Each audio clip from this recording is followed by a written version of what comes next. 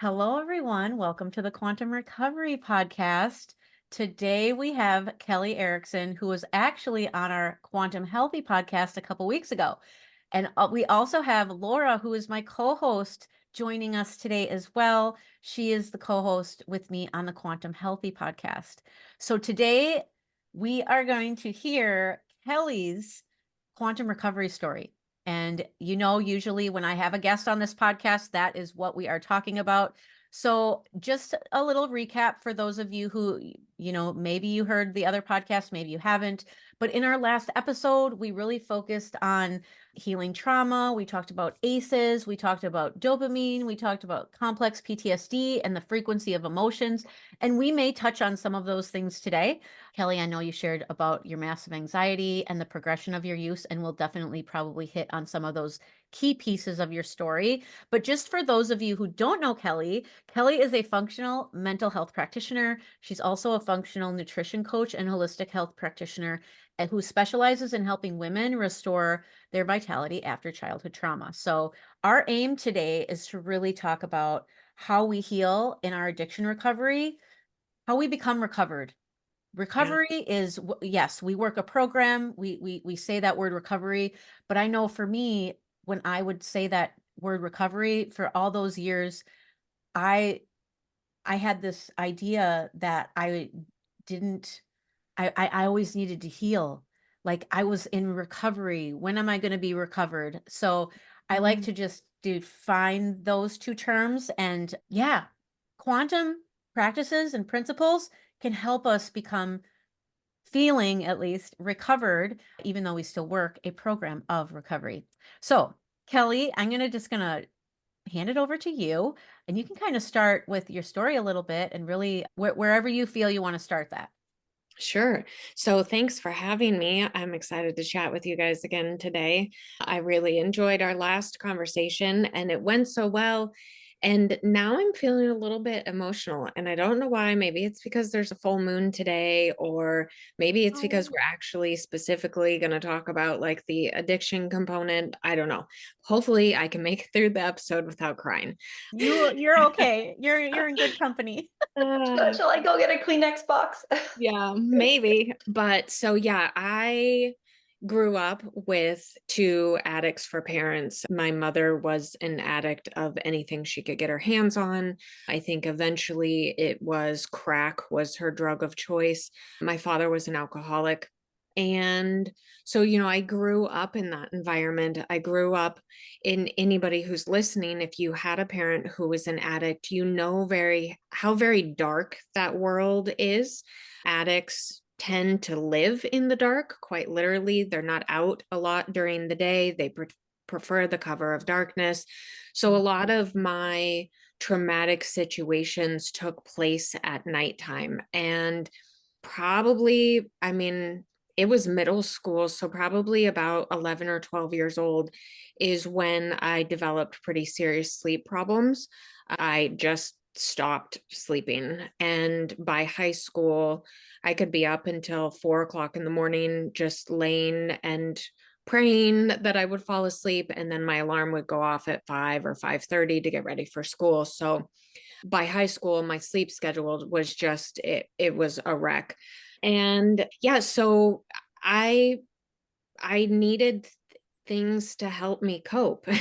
And it's kind of funny because as a child watching both of my parents behave like this, I was the child of the family that was like, I'm never going to be like you guys. I'm never going to be like this. And I'm not going to be like you. And I'm not doing this. And then, I ended up turning to alcohol. I liked the way alcohol made me feel. I liked how it was a temporary relief from the pain, the emotional pain I was carrying. And then in high school, I think it was ninth grade, I met a boy that I really liked, and he didn't drink. So I stopped drinking until my senior year. And then I picked it up again, and it was like full force. I was right back at it. And it progressed and it progressed until, I'd put on 65, 70 pounds. I was trying to raise three children. I was really, as most addicts do was trying to control my addiction, and my addiction was controlling me. So, I did stupid things like I can drink at 7 p.m. right before the kids take a bath and get ready for bed, or I can drink if I got all the chores done, and, just crazy things. And that in and of itself was exhausting. But then add trying to raise 3 children, and I was trying to still act like a normal parent. So I was volunteering in their classrooms and for their sports teams and all of these things. And I hit a brick wall, both mentally and emotionally, well, and physically. I went into nervous system collapse. I was suicidal. It was sad because I had 3 children and a husband that I loved so, so much, but I couldn't get myself out of this cycle. It was so awful. And it was about 3 years in total of me trying to quit drinking before I was what you would call successful at abstaining. But I did have periods of time, 6 months, 8 months, 10 months, where I would abstain from alcohol, but I just couldn't, if I got triggered, or, if life got too hard, or, just whatever, I would pick up the bottle again. And until my son he had been progressively getting unwell. Like it was getting to the point where you couldn't ignore something wasn't right with him anymore. And I knew that in order to help him, I was going to have to help myself. I could not be the kind of mother that he needed if I continued to drink the way I was drinking. So I finally, I did all kinds of things. I went to inpatient, outpatient. I, did AA. I ended up leaving for 30 days. I left my family and I flew down to Florida, and I went to an inpatient center, and I spent 30 days, and I got back, and, I was told, you need to work a program, you need a meeting a day, blah, blah, blah. And so I did it because I was dead serious. I did not want to go back to drinking. I wanted to be a good mother for my children. And so I did. I got back home and I did a meeting a day, sometimes 2 meetings a day for, I don't know, about 10 months. And the recovery process, it's kind of hard, like, to say, because there's a lot of talk in recovery. They'll tell you about, what is it, the pink cloud that you're on the first couple of weeks. Yeah. And how it's this kind of high that euphoria, I guess is what you would call it, where you're like so proud of yourself and you feel so good and all of this, and you kind of make these drastic decisions or idealize what recovery is going to be like. And then you kind of hit this, you come off the pink cloud, and shit kind of hits the fans, and you're forced to kind of face everything that you co-created during your addiction. And that's when stuff gets really hard. And just like everything else I approach, I thought I was immune to that. I was like, not me, that's not going to happen to me. Terminally unique.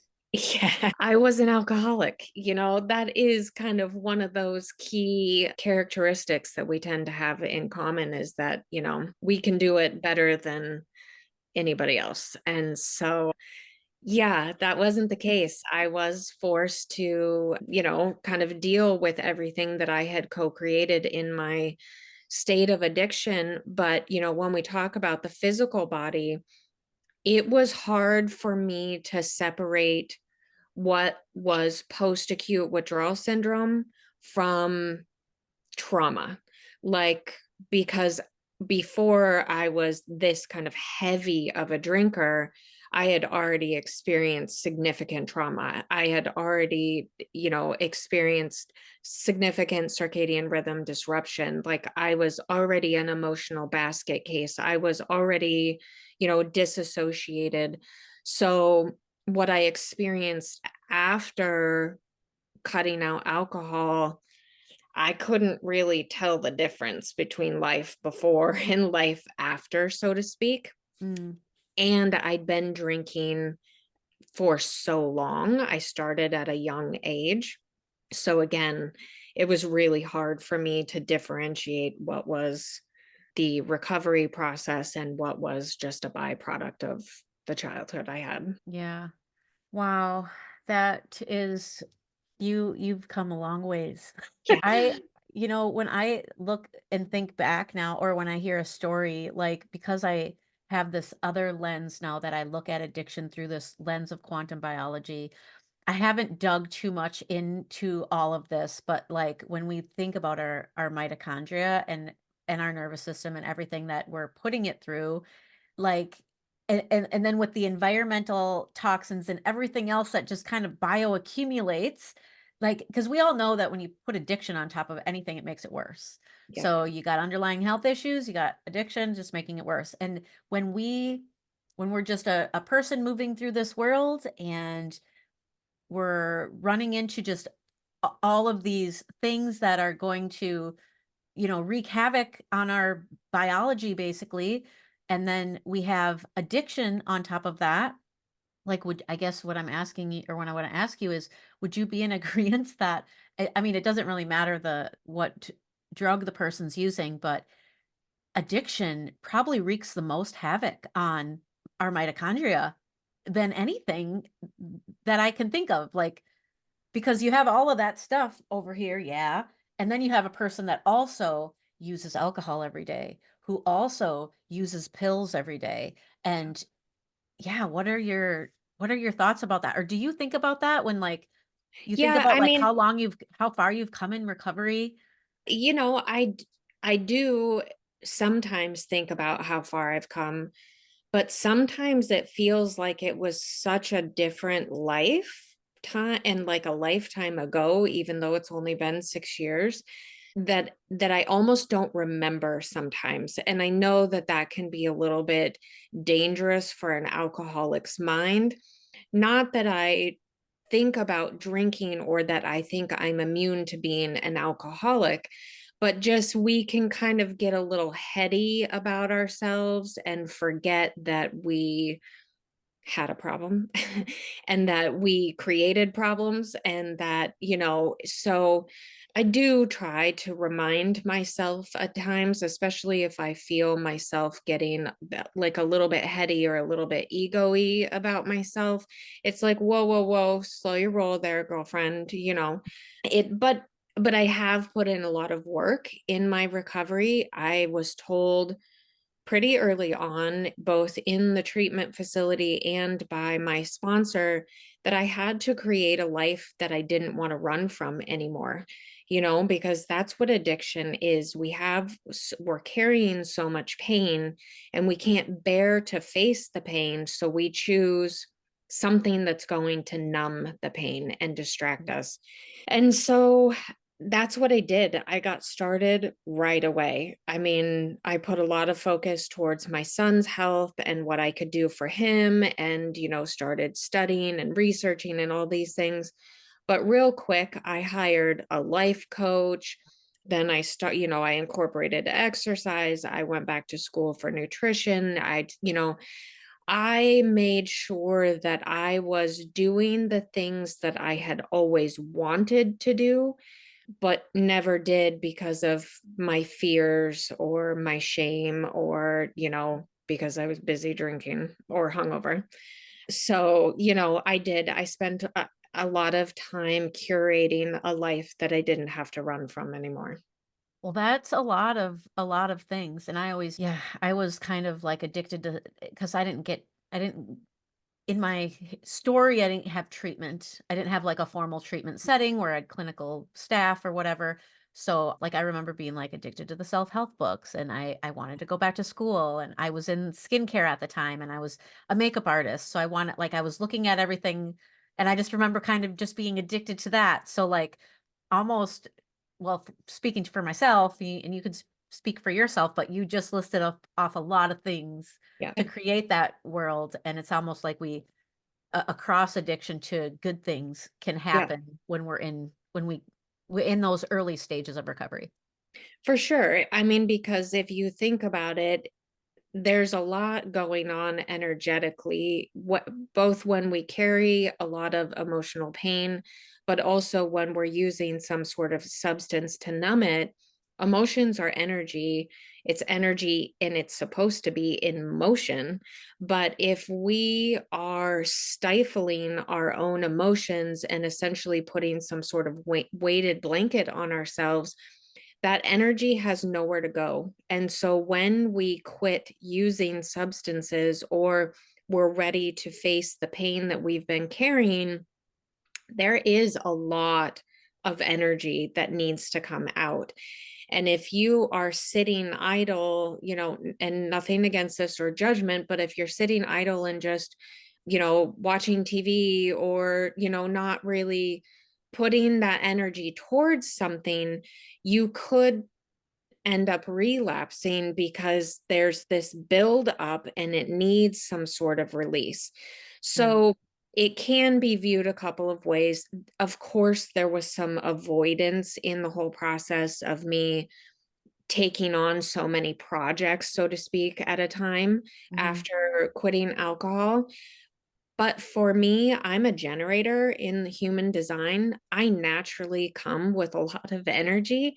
Most people can't keep up with me to begin with. So this felt right to me in that regard. A few years into it, I did hit a little bit of a brick wall because I was, overrunning and probably not eating enough and overstressed about my son's health and all these sorts of things. But I don't judge myself for that either, because I think, when we're in active addiction or just struggling from childhood experiences, we don't want to face anything, and we also disconnect from the mind and the body, right? And we have to reestablish that mind body connection. Well, if you told me to sit down and try to meditate after I was coming out of recovery, there was no, that wasn't going to happen. So one of the ways in which I was able to teach myself or give myself that mind body connection is by actually hitting brick walls sometimes and going, oh, that's what your body was telling you that whole time. Looking back, I can see that. So, there's really no judgment in the process. There definitely were people around me, people in the quantum community saying over exercising or under eating or doing this or whatever. And I could have shamed myself for it, but that's what I'm trying not to do, right? Yeah. I wanted to, I'm kind of a independent kind of gal. And, I like to learn things the hard way sometimes. You and me both. Yeah. Okay, a couple of things. I just lost one of them, but you just mentioned that before we were recording, we were talking about how people's personalities can kind of drive, I guess, what, your drug of choice or your drug of no choice, however you want to say that. And you mentioned that you were really, really high energy. So your drug of choice was alcohol. I was the opposite of that. I didn't want anything that brought me down. I wanted anything that would stimulate me.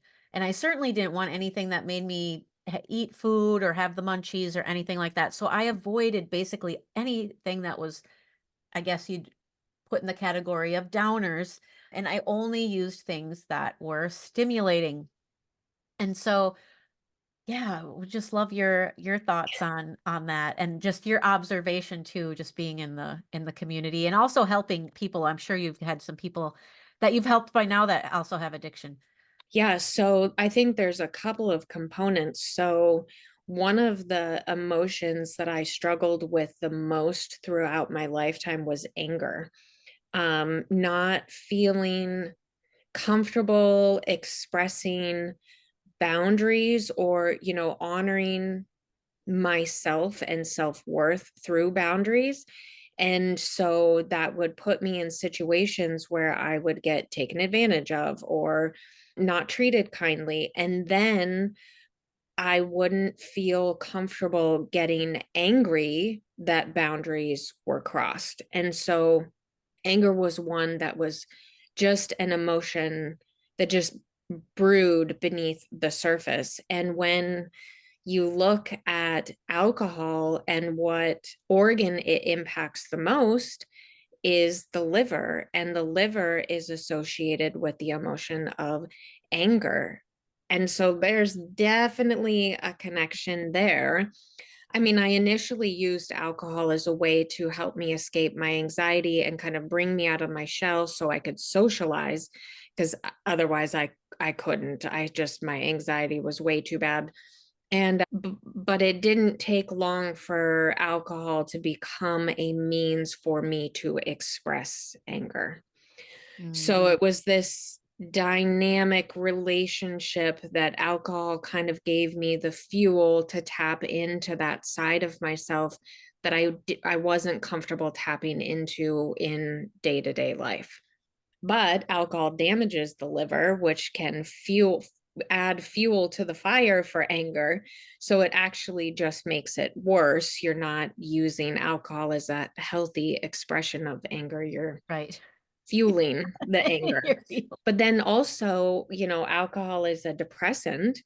And so it's a downer naturally. And when I think about the energetics of the nervous system and where I had been, I went from freeze into collapse. And again, I'll use this kind of metaphor, this reference of wearing a weighted blanket with my emotions and my own personal energy. I did not want anyone to get close to me.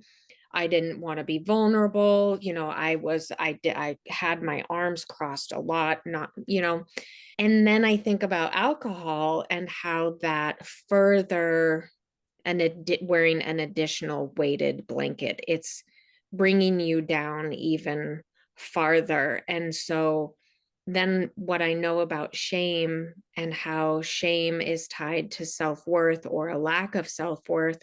And most people who carry a lot of shame, they want to be invisible.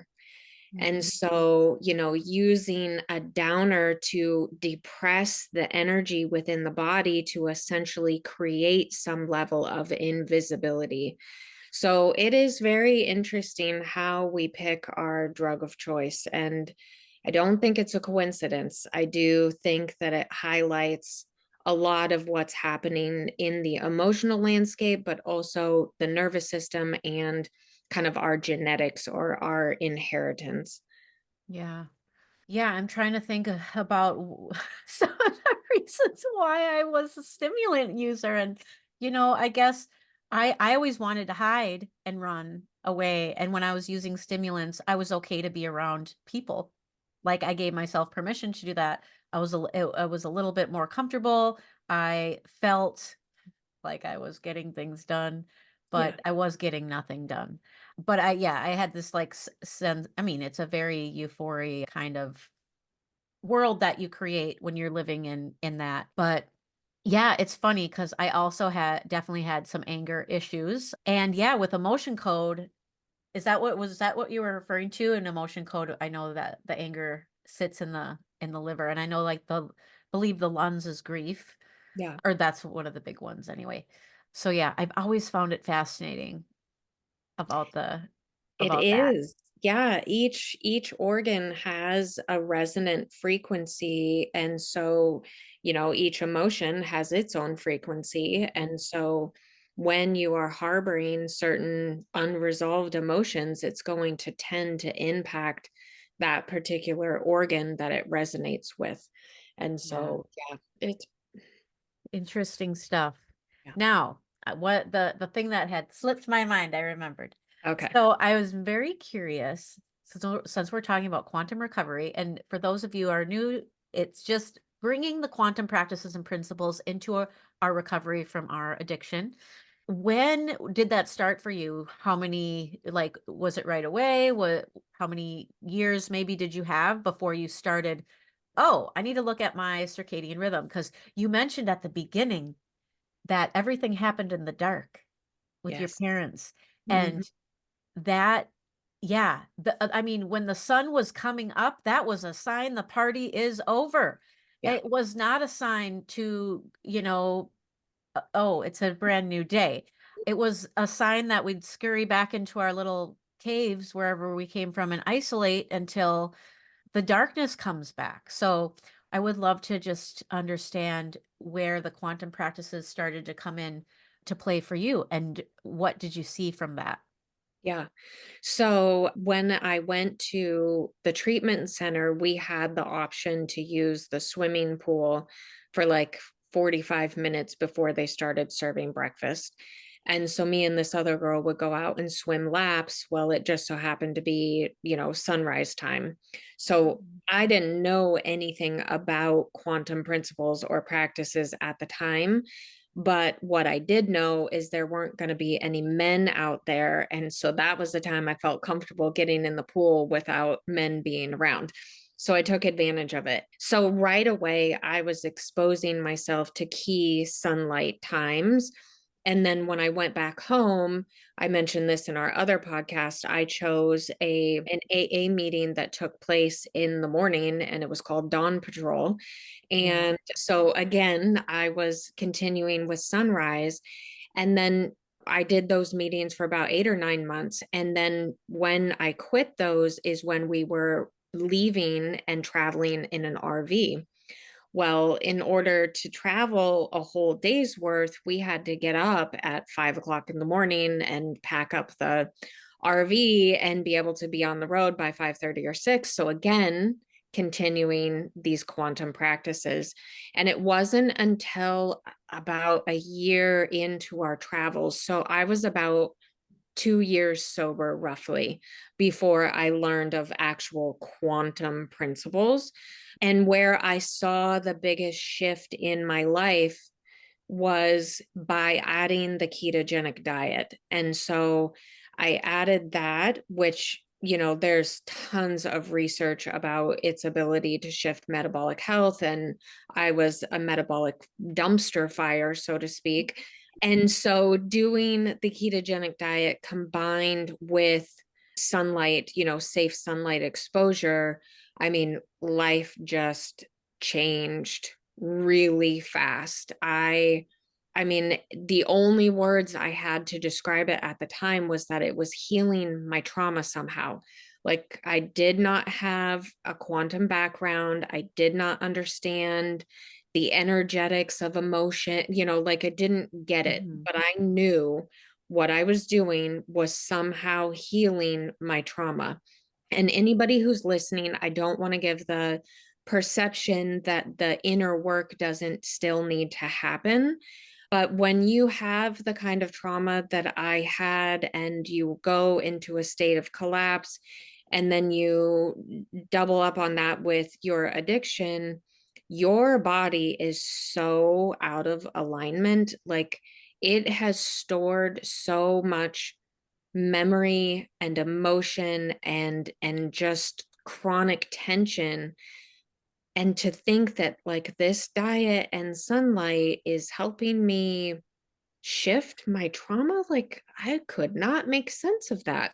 So that's when I got to studying, and that's when I was like, I have to be able to explain what is happening because other people need to know this. This is Yeah. crazy. Well, people are hopefully listening Yeah. and are figuring this stuff out. One of the things that I wanted to ask you, I mean, you mentioned last time, and probably already in your story today, about anxiety, and we know anxiety is a post-acute withdrawal symptom.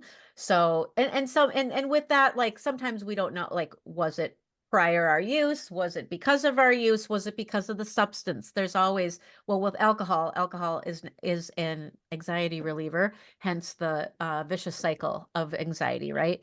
Yeah. But were there any other like big ones that stuck out to you that were kind of diminished when, and it could have been even in the treatment center? Irritability, sleep issues are big ones, mood, dysregulated mood, low tolerance for stress. Were there any post-acute withdrawal symptoms that they were definitely, you could feel them right away when you quit, and then they were kind of alleviated? I definitely, I think that during the process, I was looking at it through the lens of trauma rather than addiction. And so, as we're having this conversation right here, it's like, oh, well, probably had I continued to see some sort of practitioner, they would have classified what I was experiencing as post-acute withdrawal syndrome. Likely there was severe dysregulation, severe inability to sleep, even after, sobriety, 2 years in. The sun and the ketogenic diet added a layer of sleep that I had never experienced in my life before. It didn't alleviate all of my sleep problems. In fact, it wasn't up until about maybe 8 months ago that when I started to work through very specific emotions, that my sleep is finally like a normal person. So, That's there's good a to lot hear. going on. It's Yeah. really hard to separate the two. And when you look at research on an addict, especially an alcoholic, it's hard to separate what is caused by the alcohol itself versus what is caused by what led the person to the alcohol in the first place. Yeah. But there is a lot of research that shows that circadian rhythm disruption is a driver of alcohol abuse, that it lowers impulsivity, leading you more prone to over drinking. There's a lot of it's you can't separate the two. So circadian rhythm disruptions and alcohol abuse are like best friends. Well, I know, and I think about post-acute withdrawal syndrome, and most of the symptoms, they're also circadian rhythm disruption, Yeah. right? And Yeah. then you look at blue light toxicity and all those symptoms. Guess what? They're Yeah. also post-acute withdrawal and circadian disruption. So yeah, it is really hard to separate them. And so I love that answer. So one of the things that I share with pretty much every single person who is in this space and wants to learn about quantum practices and principles is these three needle movers. And the three needle movers that I like to mention are sunrise, UVA rise, and blocking blue light at night. Mm. Now, in the last episode, you had shared with us the circadian system, the energy system, and the stress system. I am just curious if you would add anything to like the things that will really move the needle for someone that might be listening, whether you are in active use still and you are really thinking about entering the world of recovery and stopping, or if you are in early or long-term recovery. What would you say to that? So yeah, those three components of sunlight I think are critical for everyone. If I could add anything, I would say spend as much time in nature in general as possible. If that's sitting on your balcony or your back deck, listening to the birds, walking through the woods, sitting down by a lake or a creek or the ocean. Nature provides us so much. I mean, there's tons of science on the negative ions and, the red light that's given off from the foliage of the plants. But really, what I think it does is it gives us actual reprieve from the emotional load that we may be carrying. Nature, when we are out in nature, we connect to the ether or the quantum field without interruption or without interference. It's just you and Mother Nature. And I think that that really does take a significant load off of our nervous system. So if all you can do is 5 minutes a day in a city park or, a couple hours every weekend, I really would try to make that part of a regular recovery process because I do think it makes a significant difference. I completely agree. I talked to this guy probably a year or two ago now, but he was just sharing with me how he's been doing in his recovery. And he mentioned how he goes on a walk and it's usually around like not at sunrise, but he was definitely describing like that he was out at UVA rise. And Yeah. I'm listening to him and he had said something about like the schedule getting disrupted for whatever reason and him not getting his walk one day.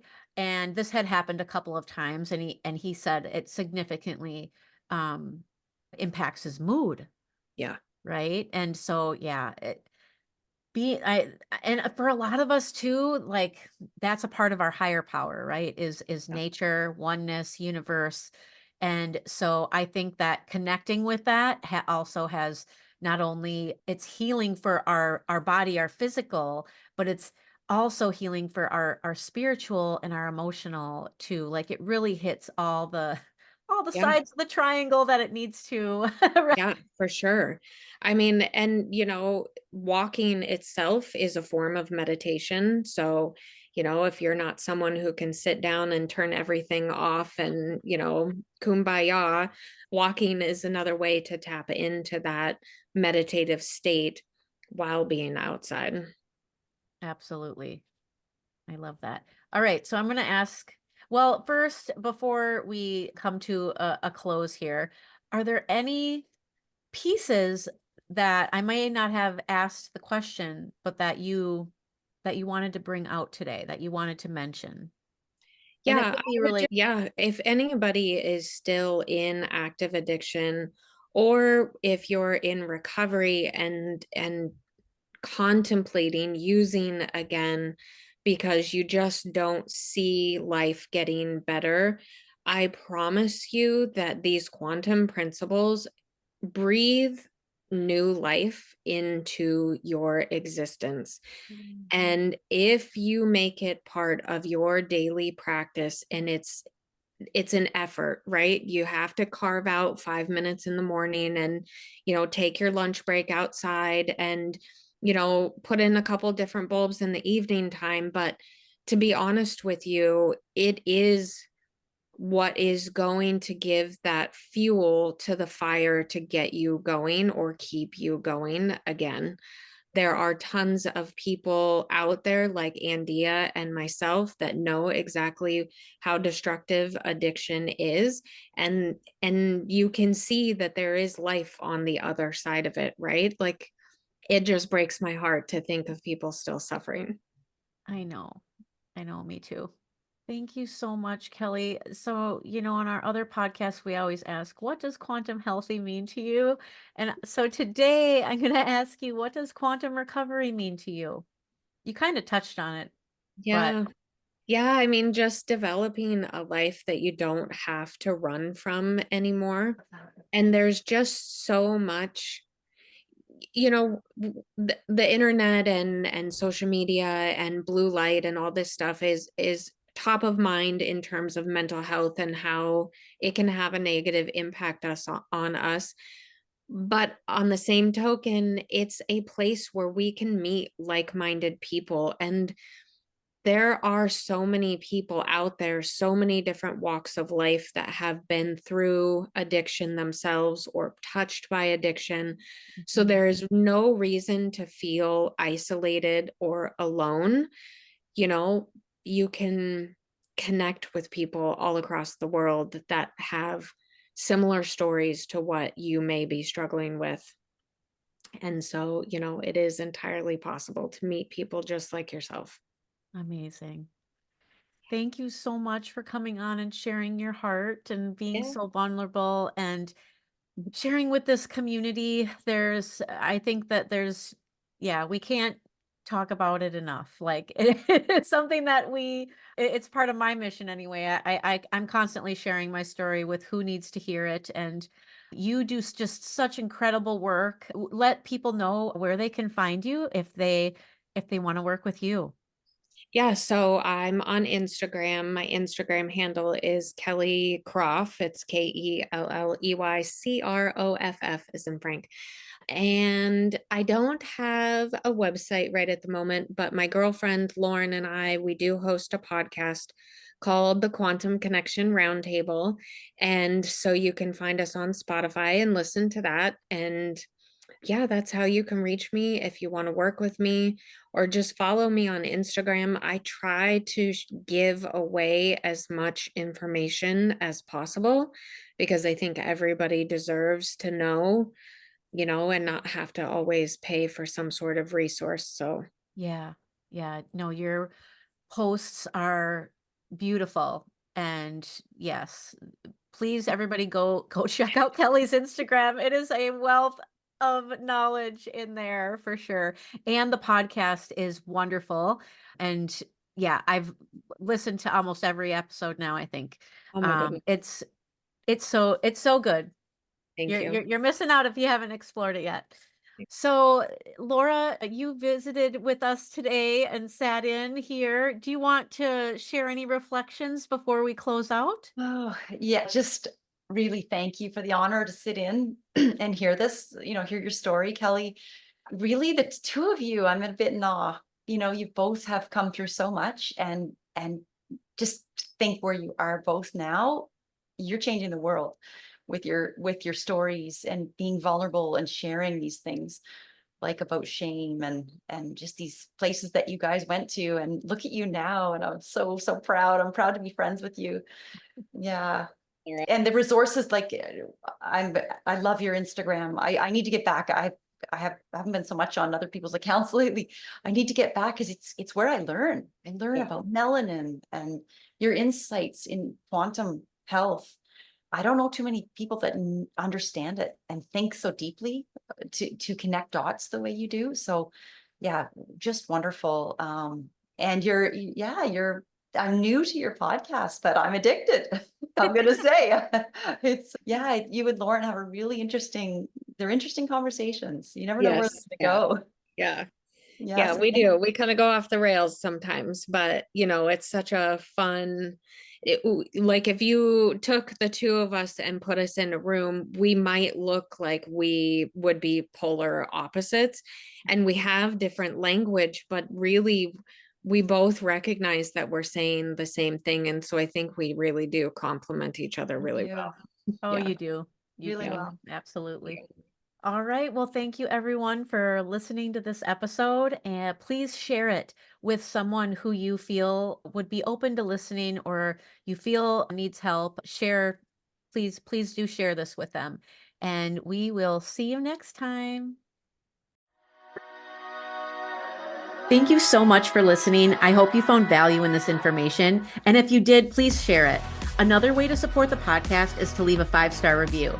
If you want to connect, you can message me on Instagram or email me at ANDEEARAE@outlook.com. And remember, drink water.